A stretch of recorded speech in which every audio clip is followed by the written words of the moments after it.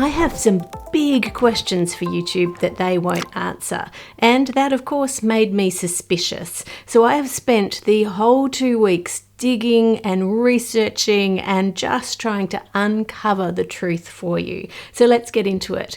Question number 1, is Shorts killing long form content on the platform? Shorts, the vertical videos that are less than 60 seconds long, were introduced by YouTube back in 2020. Prior to that, you could upload a short in length video to the platform, but no one was going to see it because it would have low watch time, so the algorithm just didn't recommend it.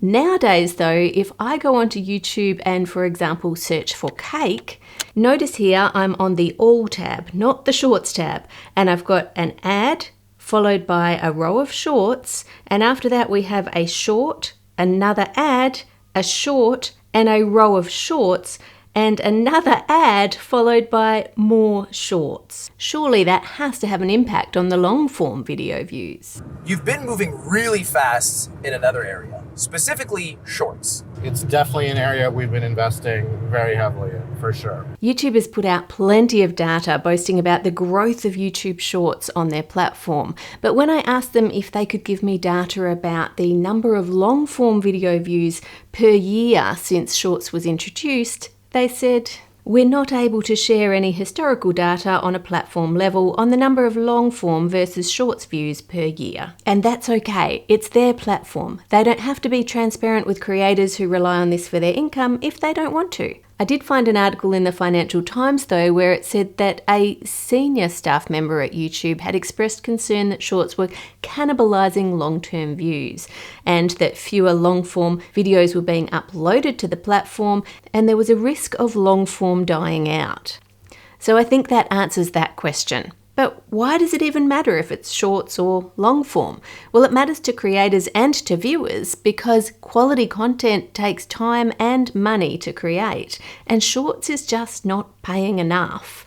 Zach King got 35 million views on shorts and earned only $343. My next question is related to shorts. It's what even counts as a view on YouTube Shorts? I mean, historically, YouTube has always said that for it to count as a view on the platform, you have to watch for at least 30 seconds of the video and the viewer has to initiate the view by clicking on it. You can't just autoplay the video. Obviously, that's not the case with Shorts. So I asked the question, what does count as a view? And this was the reply. We don't have a defined duration for the system to count it as a shorts view, but it does gauge the number of legitimate views for shorts versus those who swiped away immediately. How can you be counting something that's undefined? That is a really weird answer. So then I started looking at Shorts analytics, and you can see that it has the percent who chose to view versus those that swiped away. So we know it's not like TikTok, just swiping past doesn't count as you've seen the video. But if we look at the analytics on this 14-second video, you can see here that on this beginning bit, the first 5 seconds, the view is above the 100% line. And that's because once you've seen the video, it loops, it starts playing again. So if you watch it to the end and start watching it again before you get a chance to swipe away, it looks like you are watching more than once. So depending where you choose to put your view count at is dramatically going to change the number of views on the platform. If we look at this longer video, it's exactly the same. You can see those first 5 seconds have a greater than 100% view count. So if you chose to put your view time at 2 seconds as the defined duration of a short view, you're going to have many, many more views on the platform than if you said it was 10 seconds that counted as a view on a short. So by not defining it, you can manipulate the number of views on shorts that you're getting on the platform. The negative of that is by making it all the way at the beginning, like 1 second or half a second, is you're going to increase the number of views, so the boasting rights on it, but you're not going to increase the CPM. The next question I have is a really curious one. This is one that someone back at YouTube in Sydney when I used to live there raised with me years ago. Because of all of the channels that they were managing, all the female hosted ones had been growing nicely before the change to the AI algorithm. And then by a year after, they were all declining rather rapidly. Certainly in the how-to space, I noticed a sudden influx of male-hosted channels doing really well, and same in the beauty space, which those areas both used to be dominated by female hosts and female creators. But at the same time, there was a big influx in the amount of content that was being promoted for content farms, which, as you know, can contain a lot of misinformation and fake recipes, which is why we've been doing all the debunking on. So I totally forgot about the potential for a gender bias. I just didn't even think about it anymore until recently. And then I was watching a video by Amanda reviewing a conference for YouTube creators that I was considering going to, and this is what she said. This was a dude fest. One, maybe two women were on the main stage throughout the 2 days. You had a lot of volunteers that were women creators. I spoke to a bunch of them. They were great. Now, if you're running an event, you have to put the biggest creators on the main stage because they're who people want to see, and you need more seats in the auditorium. It just makes sense. You don't want an empty auditorium with someone smaller on the stage. So that means either they couldn't get any female creators who were big to come and speak at their conference, or there aren't any female creators who are big. And that made me wonder. And then I heard Samir say this. Our industry is very predominantly male, specifically on YouTube. You go to any creator event, and it feels like it's more male centric than maybe ever right now on YouTube. Why do you think that is, and do you think it's hard for female creators to break through on YouTube right now? It's a great question. Yeah, great question. I'm not quite sure, and it's something I've also been thinking about. Is it the nature of the algorithm that rewards more intense content that and maybe I fall in that because I'm doing traditionally more masculine things sometimes. I'm not sure. Some of you might remember back in 2018, Amazon was in the news for its AI recruiting software. Amazon software engineers recently uncovered a big problem. The company has now abandoned an AI recruiting tool after discovering that the program was biased against women. When it came to choosing an applicant for a technical job like a software engineer, it was filtering out anyone who had the word women's in their application if they went to a women's university or were president of the women's chess club or played in the women's hockey team. If any of that was on the resume, they were getting lower points. And even when they tried to tell it, do not filter based on the word women's, we are happy to have women in those roles, it was still filtering out the women. It started looking at the tone of the language used in the application. The men's ones tended to use words like execute and more aggressive tones, I guess, and the women's were more passive tones. So it still managed to filter them out somehow. So they ended up scrapping it, going, well, this is not going to work for us because we do want to employ women. The trouble is AI is always trained on a data set. So if there's any bias in that data set, it tends to pick that up and exaggerate it. So because it was trained on 10 years of historical hiring data, and over that time predominantly men had been hired for those roles, it had learnt that men must be better at those roles. Bloomberg did something similar where they asked an AI image generator to generate images of people in different jobs. So they asked for a picture of a CEO, a politician, a cleaner, a doctor, and in all the higher up roles, it gave a lot more men than it did women. And you might go, well, that's just true. It's just showing a reflection of what there is in society because there is a bias there still in some of the top roles. But the thing is, it has exaggerated the bias. For example, if we ask for an image of a doctor, it gave 9 out of 10 images of a male doctor, whereas in the US, 37% of doctors are women. So the bias already existed, but the AI has made it even worse.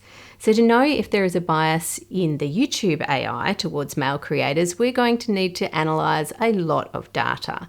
And it is hard to access this sort of thing. I'm not interested in shorts views because they don't pay very well, so we're just looking at long form views. We can't look at total views for all time because that's giving us historical data for channels that have been around for a long time, like mine that were around before shorts. So we just want to know how many long form views channels got in the last 30 days and which ones are at the top.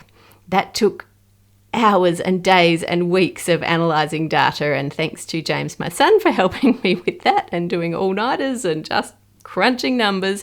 But I think we finally have the list of the most viewed channels in the last 30 days. Before we look at the results, I want to highlight another way in which algorithms can affect our lives. As well as deciding which YouTube channels to amplify, they also affect how we read the news. Algorithms will look at your browsing history in order to decide what information to show you, which can really narrow down your perspective. There's an old saying that says, in a court case, the first person that gets up to speak always seems right, until they're cross-examined. In other words, you need to hear both sides of a story to get the full picture. Today's sponsor, Ground News, is on a mission to help us do just that. Created by a former NASA engineer, the website and app gathers related news stories from all around the world into the one place so that readers can compare coverage. Next to each source, you'll see who owns it, how reliable their reporting is, and if they have a political bias. Go to ground.news/howtocook to give it a try. If you sign up through my link, you'll get 40% off the Vantage plan, which gives you unlimited access to all their features. It's a great way to outsmart the algorithms and make sure that you're seeing the bigger picture. Now, back to our results to see if the YouTube AI algorithm is favouring male creators or not. Imagine that this is the top 100 channels with the most long-form video views in the last 30 days. These ones are the music channels, like Taylor Swift. These ones are the made-for-kids channels. Kids watch a lot of content on YouTube. If you didn't know, kids creators are supposed to mark their videos as made for kids, just like Bounce Patrol has, a great Australian kids channel. If you scroll down, you can see there are no comments because comments automatically get switched off on made for kids videos. The other unfortunate thing is your AdSense goes down by about tenfold, and that's because it's actually illegal to serve targeted ads to children. The reason being is because to serve targeted ads to you, they have to track you across the internet to see what your interests are and what things you are wanting to buy so they can serve those ads to you. And it's illegal to track data on children. YouTube got fined $136 million for doing so by the FTC, so they had to implement a way that creators could say, this channel is made for kids and there will be no targeted ads on that. Anyway, back to the top 100. These ones are TV shows or very large media companies, and this may come as a surprise to you, but all of these channels are not in English, which makes sense given that India is the largest consumer of YouTube. So that leaves us with only 5 creator channels out of the top 100, so we had to go even further down the list to get to the top 10 for the month. Coming in at number 10 with 157 million views for the month is Lankybox. It looks very kid-orientated for me. Just so you know, kid is defined as under 13 on YouTube. Do you guys have any idea where the treasure is? Oh, they're right! It's right there! Oh, behind us! Oh, you guys are right! But the comments seem to be on for all of the videos, so it has not been marked as made for kids, so we will put them on the list. At number 9, we have A for Adley. Adley is a child, so I have no idea how this is not marked as made for kids. The comments are on for this video, but this one is marked as made for kids. Looking through their latest videos, it seems to be 50-50 whether they've marked it as made for kids or not. So because half of them are marked as made for kids, I think we'll just put their channel in the made for kids section and take it off this list, which means we need to go back one further down to number 11, which will now be number 10, which is Penguin Z0. All right, let's ride, boys.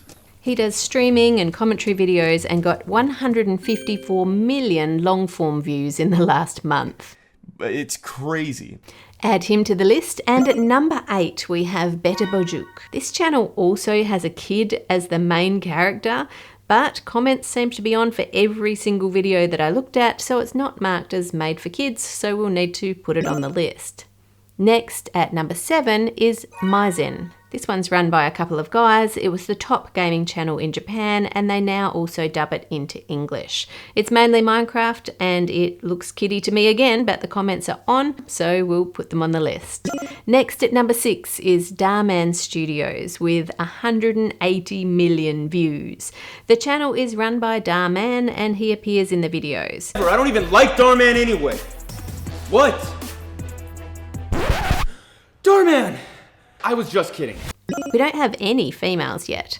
Number 5 is Nile Red. It's great to have a science channel doing so well. It just seemed weird to me that something so toxic could smell good. This channel is run and hosted by Nigel, so we'll add him to the list.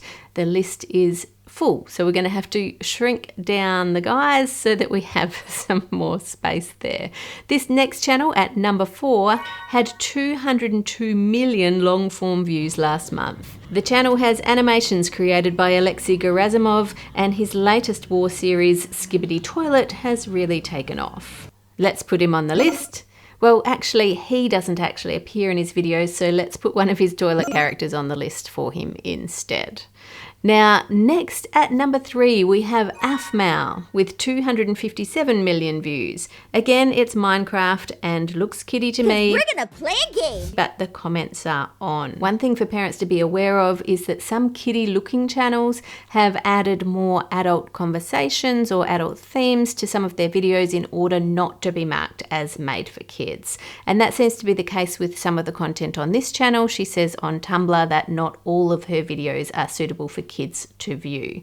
So just be aware of listening to what your kids are watching, not just them with headphones and you can only see it because it's not necessarily going to be appropriate. But we do finally have a female on the list, so that is exciting. Next, at number 2, we have Jojo Sim with 260 million views for the month. Is it a lie or is it the truth that a Subway footlong is actually a footlong? So another guy.